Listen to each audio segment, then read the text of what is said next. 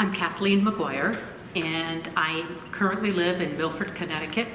I was born and raised in Amsterdam, New York, which is about 30 miles west of the capital of New York State, which is Albany. Most of my ancestors are Irish.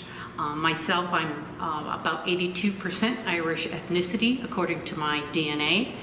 And I know the most about my grandparents because my grandfather emigrated from Ireland in 1890, and so on my mother's side of the family.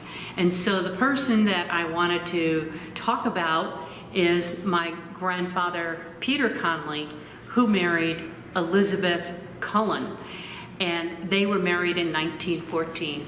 And my grandfather, Peter Connolly, came to the United States with his mother and his father, whose name was also Peter.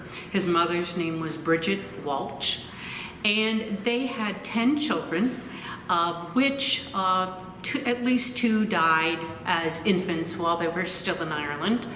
When they came to the United States in 1890, 4 children came with them, and they were all boys. And so I believe it was Peter, my grandfather, a brother Michael, a brother Edward, and a brother Thomas. There was another Thomas who had died as an infant, and as they often did, they used the name again. And so I believe there were other children who had come to the U.S. before that. I'm not sure how or why, because I haven't been able to really find a lot on them, but a sister named Mary, who would have been like a great aunt, as well as a brother Edward, who would have been a great uncle of mine. And there was a sister, Bridget, Delia, Bedelia, whatever they called her, and she was referred to as Aunt Delia by my mother, who did go to Chicago. Those 3 all went to Chicago for some reason, and Delia married there, and I do know that there are a fair number of descendants of that family still in that Chicago area. Most of my family went to the area of Amsterdam, New York. My grandmother's family, Elizabeth Cullen, when they came from Ireland, they went to a place called Watervliet, New York, which is in the town of Colony, which is near Albany. They were farmers, and they continued to be farmers when they got here to the United States. And they pretty much, until a couple of them passed away, they were called truck farmers, which was, growing your produce and bringing it into markets to sell. So my family heritage, really, I don't know specifically in Ireland where the Cullens are from. My grandfather, Peter Connolly, is from Naas in County Kildare. I have been to the church in Allen, which is a small rural parish in Naas, where my grandparents had all of those children baptized. And so I have gotten, information from the church records. I know exactly when my grandfather was born. And so I know that he came probably for more opportunity because they had very little land left to give to their children, and they had a lot of children, and so they decided to emigrate to the United States. And I believe one of the reasons many of them went to Amsterdam, New York, is the fact that there were a lot of factories, and they could, get a job, which you didn't have to have any special training to do. You could be trained to do something as a laborer. A lot of carpet mills, cotton mills, glove mills, even a silk mill, from what I've uncovered in some of my research. So many of those ancestors literally went and worked in these mills, even as young people, because they didn't necessarily all go to school for very long. And that was like one huge part of my family, was the Connollys. And then my name McGuire, my great-grandfather William James McGuire came from Ireland, except that I haven't been able to verify where he was from. According to my grandfather, John Joseph McGuire's birth certificate, my grandfather was from County Galway, my great-grandfather. However, I really don't know if that's true. I've been able to trace a William James McGuire with some other pieces of evidence to County Donegal and to Killybegs, into that area of Ireland. He somehow got himself to the United States, again, probably looking for work, and ended up in Amsterdam, New York. And another strain in my family are the Fitzsimmons, who also emigrated from Ireland at some point. And so my great-grandfather William James meets Catherine Fitzsimmons, who's the daughter of John and Julia Fitzsimmons. And they had about 5 children who lived. And so my great-grandparents married in 1898. I found out a great deal of information about them from a family Bible that I suspect my grandmother got as a wedding gift. And she began to record in the family register pages within the Bible the marriage, her own marriage, and then she recorded any births or deaths that occurred once she had that Bible. So she recorded a list of the dates of birth for all of her 7 children. And then on the deaths page, I did learn a lot more about many of the ancestors on the Fitzsimmons side and also on the McGuire side. And in Amsterdam, New York, my family all attended St. Mary's Church, and most of those people are buried in St. Mary's Cemetery, which is just outside the city in Amsterdam, New York. And I went there last October because I was trying to find the graves of more people. So I was looking for where these people were buried, and I had inquired with the church if they could just tell me where the Fitzsimmons are all buried. It turns out the Fitzsimmons are buried in a grave that's a couple of lots wide. There's a stone on it that says McGuire, which one of my great aunts purchased, and she only put 4 names on it. But there's about 10 people buried there. And so again, I'm not sure if, she didn't want to tell people who the other people were that are buried there, but a great deal of my ancestors are in this one plot. And then while I was looking at the records, I see the names of 2 children. I suspected they were children based on the size of the graves, and I didn't really understand at the time how they were related to my family, but their last name was Kane, a James Kane and a Walter Kane.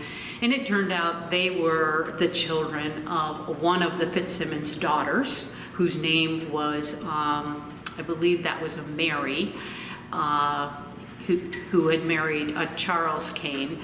And so again, they had a couple of children who died as infants, and so they were buried in this family plot. But I have, in my family background, on the McGuire side, my grandfather, John Joseph McGuire, married Agnes Curran. And my great-grandfather, William Curran, and his wife, let's see, I'm trying to think of her first name at this point because I'm just beginning to forget there's so many people. So William and his wife were married in I think in Scotland. And I believe William Curran's family emigrated from Ireland during the famine and went to Scotland. And so my great-grandfather, William Curran, was born there. And then he, emigrated to the United States with, Agnes Gibson was my great-grandmother's name. So they ended up again in Amsterdam, most likely for some of these jobs that were there. And I'm just going to try to show a few more photos because I do have some others here. So this is a photo of a Curran, and the soldier who is on the left side of this photo is Martin, I should say Cullen. I'm taking that back. It's not a Curran. This is a Cullen. Martin Cullen, who was the brother of my grandmother, Elizabeth Cullen Conley. And he fought during World War I, and I've been able to uncover some records on that. I don't think I really do have any of the Currans in the photos that I currently have on my phone.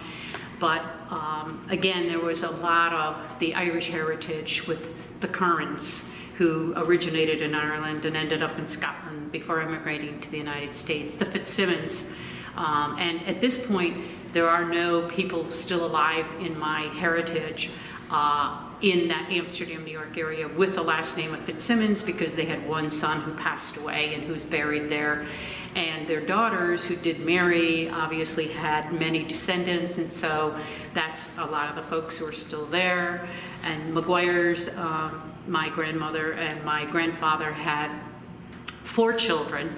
And so, again, there were, McGuires, my own father, of course, John Patrick McGuire. My mother and father had 6 children, 7, actually, one died when he was very, very young.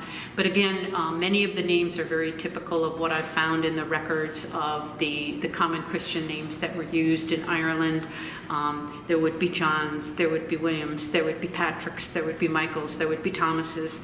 And then on the women's side, there might be a Mary, there might be a Bridget. And then mine is Kathleen, and then I have a sister Maureen, I have a sister Sheila. And again, it's using a lot of those names. And Anne and Anna appear a lot in my family records. And Ella was another, first name that I had seen a lot. So I found that in the research that I've done so far on my own family background, a great deal of Irish heritage, many names that I've been able to uncover. And I know that they were many born in Ireland. I simply don't know exactly where they came from in Ireland, other than my grandfather, Peter Conley.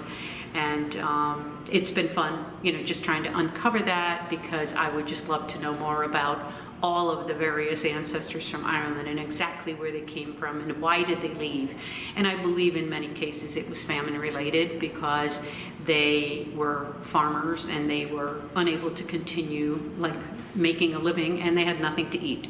And so it's been enormously helpful to try to find all this information through Ancestry.